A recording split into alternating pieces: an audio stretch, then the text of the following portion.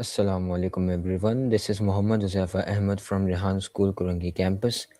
Today I am here with another topic for discussion with ChatGPT, which is finding your passion and how to discover what truly excites you on your social media platforms.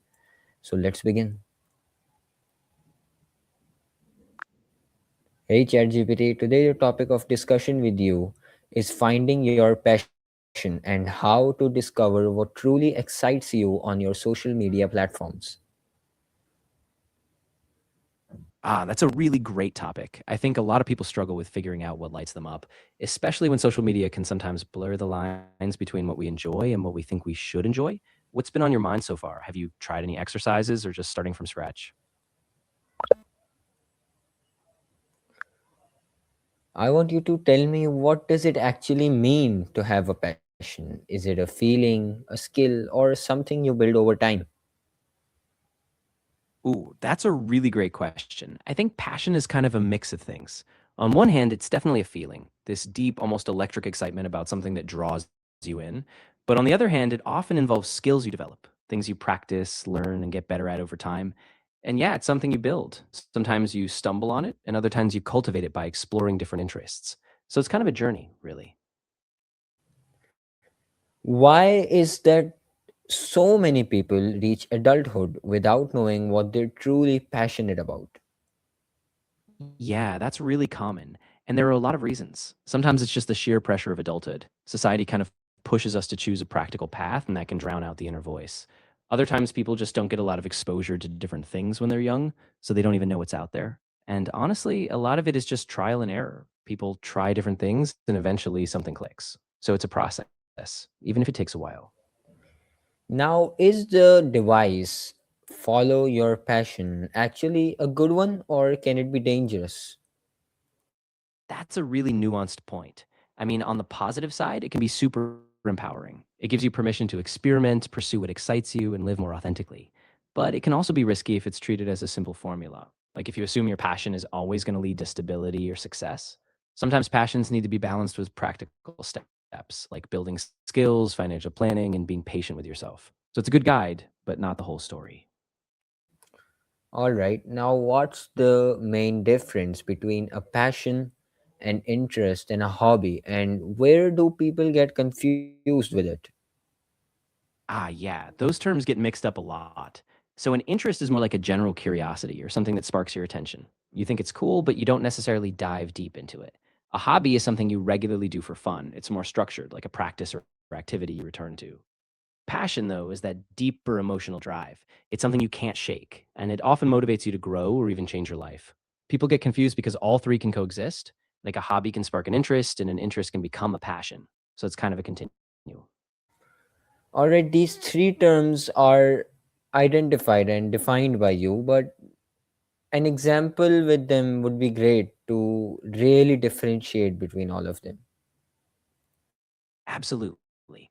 Let's say you have a casual interest in photography. You think photos are cool, you follow some photographers online, but you don't practice it much. Now, as a hobby, you start going out on weekends with a camera, maybe joining a local photo group, you enjoy it regularly.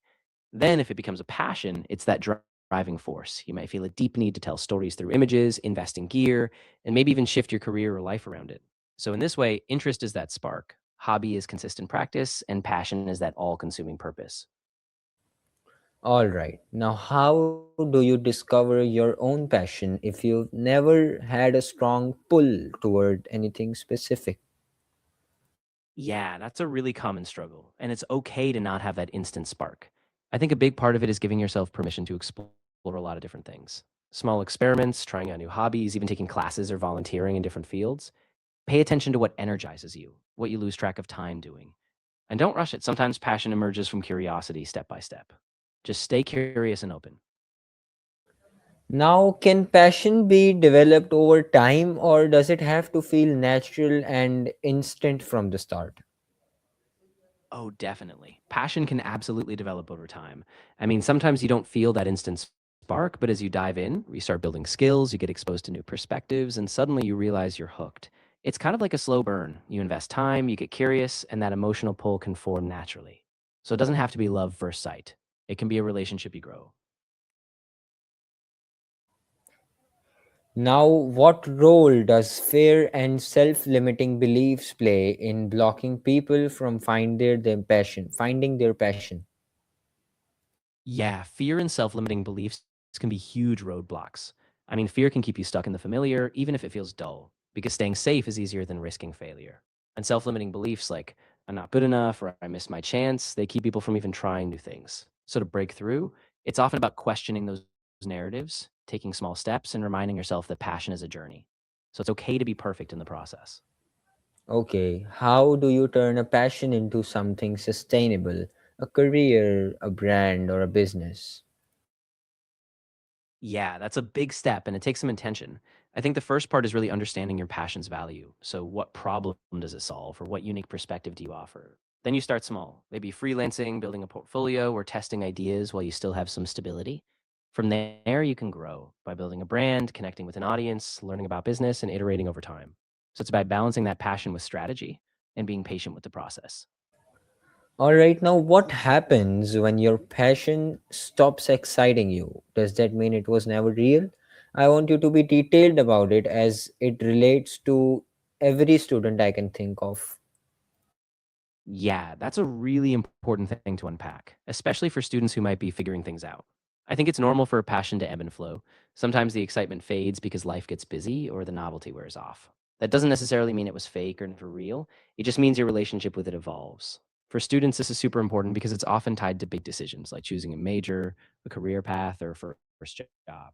So if the passion fades, it doesn't invalidate your journey. It might just be a signal to pivot, explore something else, or redefine what excites you now. It's part of growth. So don't be afraid to let it evolve because your interests and passions can shift, and that's okay. All right, thank you. And how do successful content creators and entrepreneurs on social media align their passions with their own platforms? Yeah, that's a great question. Successful creators often start by being really clear on what genuinely excites them. So they create content around those interests, even if it's a niche. Then they listen to their audience. They see what resonates, they adjust, but they stay anchored in their original passion. They also tie their personal values into the brand, so it feels purposeful and authentic. And they treat it like a business, consistent content, engagement, and refining their niche over time. So it's a mix of passion, strategy, and staying true to themselves. All right, now to conclude this discussion, what's one practical exercise someone can do today to start uncovering what truly excites them deep down? I'd say a really simple exercise is to create a curiosity journal. Just take 10 or 15 minutes at the end of the day and jot down moments when you felt energized, curious, or just a little more alive. It could be something you read, a conversation, a video, or even a random idea. After a week or two, look for patterns. What keeps popping up? That's often a clue to something that might be worth exploring more deeply. All right, everyone, this was the end of my discussion with ChatGPT for today. I hope you liked it. Until the next recording, Allah Hafiz.